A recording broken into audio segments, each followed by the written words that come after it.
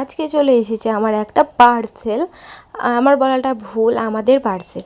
তো দেখো বাবা আর ছেলে মিলে কাড়াকাড়ি করছে কে খুলবে। আর ছেলে দেখো ওপরকার যে খাপটা আছে সেটা ছিঁড়ে ছিঁড়ে মানে বের করতে চাইছে, তাই ওর বাবা ওকে বকা দিচ্ছিলো যে এরকমভাবে ছিঁড়িস না, জিনিসটা যদি খারাপ আসে তাহলে আমি আবার রিটার্ন করে দেবো। সেই জন্যই ও না মানে পারলো না বলে ওর বাবা দেখো হাত লাগিয়েছে। তো এর মধ্যে কী আছে বলো তো বন্ধুরা?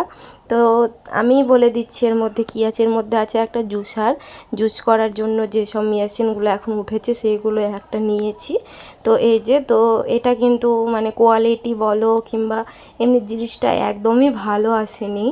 তো মানে খুবই মানে বাজে এসেছিলো। তো এই রকমই একটা মডেল আমার বাবারও আছে। তো আমার বাবাদের যেটা আছে সেইটা কিন্তু সত্যি ভালো। আর ওর বাবাদের দেখে আমরা এটা অর্ডার করেছিলাম যে মাসাম্বি কিংবা তরমুজ টরমুজের জুসগুলো করা হবে খুব সুন্দরভাবে, সেই কারণে। তো এটা কিন্তু আমার বাবাদের মতো না, এটা খুব একটু ছোট টাইপের লাগছে দেখতে, আর খুব মানে ভালোও না। তো খোলার পরে তো আমার বর মানে অবাক। আমি ওকে বলেছিলাম যে এরকম নিও না, বাবাদের যেটা আছে সেটাই নাও, কিন্তু না, ও এটাই নিয়েছিল। তার জন্য বললাম যে আমার কথা না শুনলে এইরকমই হবে।